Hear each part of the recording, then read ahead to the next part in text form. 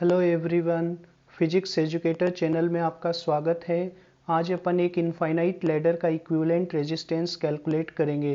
ये problem pathfinder में current electricity के चैप्टर से ली गई है।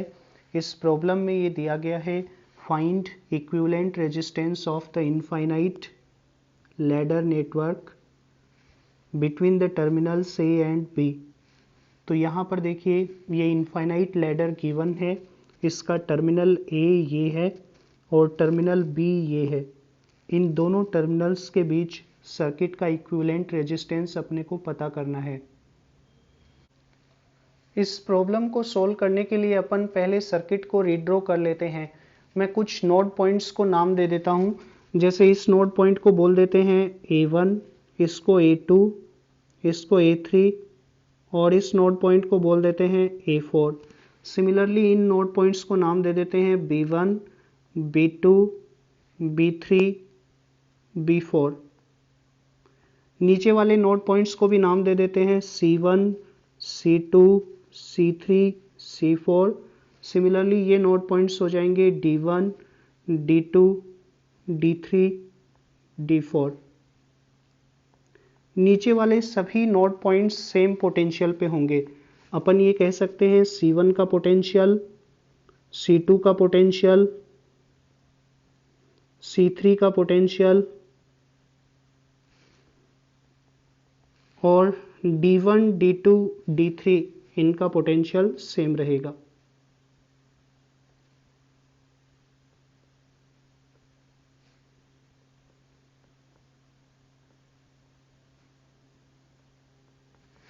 इनका पोटेंशियल सेम रहेगा, यानी ये सभी इक्वी पोटेंशियल पॉइंट्स हैं क्योंकि ये कनेक्टिंग वायर से कनेक्टेड हैं। तो अपन सर्किट को रीड्रॉ करते वक्त इस फैक्ट को भी अपन ध्यान में रखेंगे।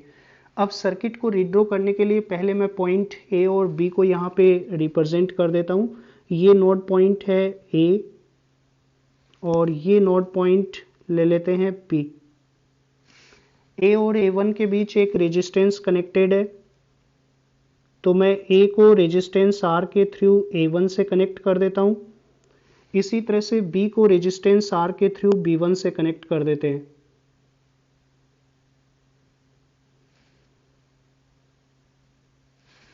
अब देखिए, A1 C1 से कनेक्टेड है रेजिस्टेंस R के थ्रू और B1 D1 से कनेक्टेड है। अपन C1 और D1 को सिंगल पॉइंट से भी रिप्रेजेंट कर सकते हैं क्योंकि C1 और D1 इक्वी पोटेंशियल पॉइंट्स हैं। तो मैं C1 और D1 को यहाँ पे डिनोट कर देता हूँ। ये पॉइंट हो जाएगा C1, D1। Equi potential points को आप सिंगल पॉइंट से रिप्लेस कर सकते हो। तो A1 और C1 के बीच रेजिस्टेंस R कनेक्टेड है, उसको अपन यहाँ पे दिखा देते हैं। और D1 और B1 के बीच में भी रेजिस्टेंस R कनेक्टेड है, इसको अपन यहाँ ड्रॉ कर देते हैं। इसी तरह से अपन A1 और A2 को एक रेजिस्टेंस के थ्रू कनेक्ट कर देते हैं।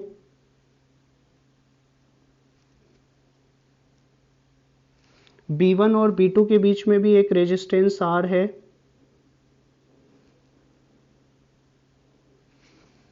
C2 और D2 ये इक्वी पोटेंशियल पॉइंट्स हैं, तो इनको अपन सिंगल पॉइंट से रिप्लेस कर देते हैं। ये पॉइंट हो जाएगा C2, D2। A2 और C2 के बीच में रेजिस्टेंस R कनेक्टेड है, तो ये कनेक्ट कर देते हैं। D2 और B2 के बीच में भी रेजिस्टेंस R कनेक्टेड है, तो इसको भी अपन यहाँ पे कनेक्ट कर देते हैं। अब देखिए, C1 D1 और C2 D2 ये आपस में भी कनेक्टेड हैं, इक्वी पोटेंशियल पॉइंट्स हैं। इसी तरह से अपन इस सर्किट को आगे एक्सटेंड करते हैं। A2 को A3 से कनेक्ट करेंगे रेजिस्टेंस R के थ्रू, B2 को B3 से कनेक्ट करेंगे,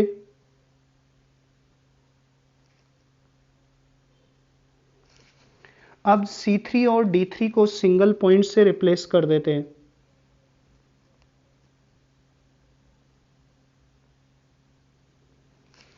A3 और C3 के बीच में रेजिस्टेंस R कनेक्ट कर देते हैं।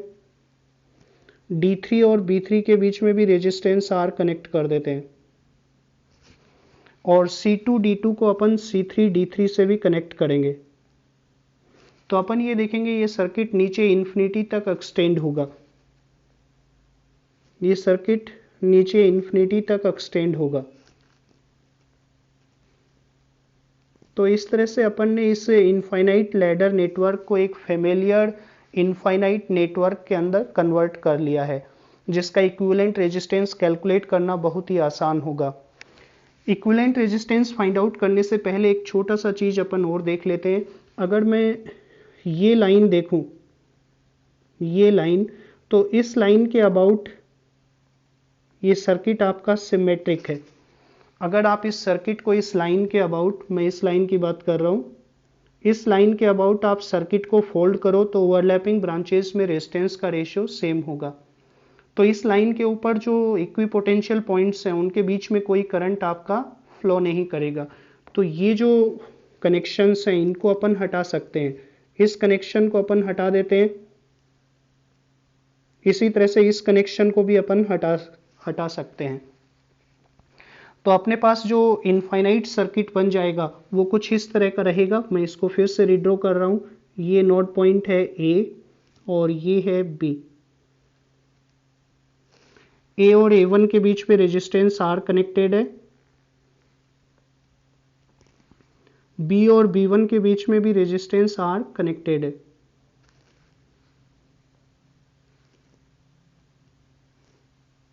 A1 और B1 के बीच में दो रेजिस्टेंस R सीरीज में हो जाएंगे, क्योंकि ये कनेक्शन अब हट चुका है, ये कनेक्शन तो हट चुका है, तो ये रेजिस्टेंस और ये रेजिस्टेंस सीरीज में होंगे, तो इनका इक्विवेलेंट रेजिस्टेंस हो जाएगा 2R। तो अपन A1 और B1 के बीच में 2R रेजिस्टेंस कनेक्ट कर देते हैं।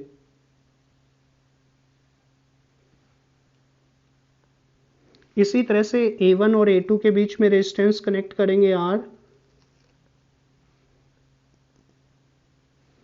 B1 और B2 के बीच में रेजिस्टेंस कनेक्ट करेंगे R,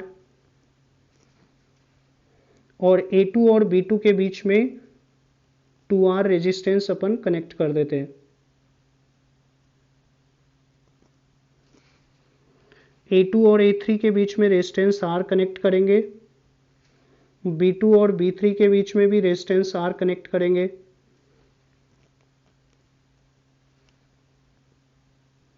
और A3 और B3 के बीच में रेजिस्टेंस 2R अपन कनेक्ट कर देते हैं।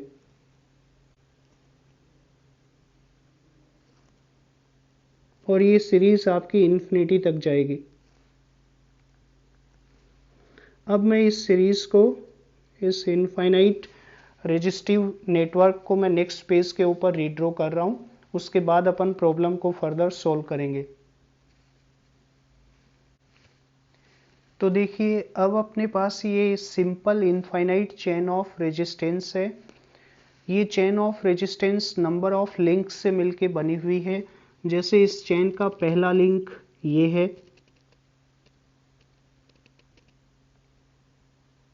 ये पहला लिंक है, इसको मैं बोल देता हूं लिंक 1।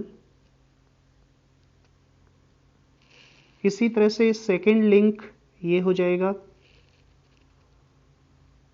ये सेकेंड लिंक है, ये थर्ड लिंक हो जाएगा, और इस तरह से इनफाइनाइट लिंक्स अपने पास होंगे। ये लिंक 2 है, ये लिंक 3। अगर अपन इस इनफाइनाइट चेन में से एक लिंक को रिमूव भी कर दें तब भी नंबर ऑफ लिंक्स तो इनफाइनाइट ही रहेंगे, यानी तब भी इक्विवेलेंट रेजिस्टेंस तो वही रहेगा जो अब है। तो अगर मैं ये मान लेता हूं A और B के बीच में इक्विवेलेंट रेजिस्टेंस RE के बराबर है, तो अगर पहले लिंक को अपन रिमूव कर देते हैं, पहले लिंक को अगर अपन रिमूव कर दें, जैसे ये इनफाइनाइट चेन आपके पास है, इसमें से अगर मैं पहला लिंक हटा देता हूं,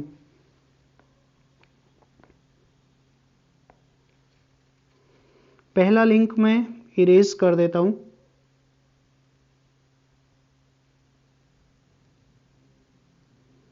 तो ये चेन अपने पास रह जाएगी। अब भी नंबर ऑफ लिंक्स तो इनफाइनाइट ही हैं, यानी चेन का जो रेजिस्टेंस है वो अब भी उतना ही रहेगा जो पहले वाली चेन का है, तो A1 और B1 के अबाउट भी इक्विवेलेंट रेजिस्टेंस RE के बराबर ही रहेगा। तो अपन ऐसा कर सकते हैं, पहले सर्किट में A1 और B1 के बाद वाले सर्किट को मैं उसके इक्विवेलेंट से रिप्लेस कर देता हूं, तो अपने पास ये आ जाएगा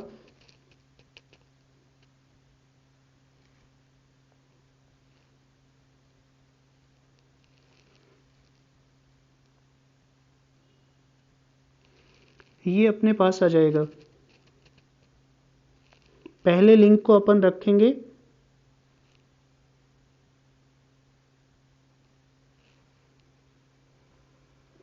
और A1 और B1 के बाद वाले सर्किट को उसके इक्विवेलेंट से रिप्लेस कर देते हैं।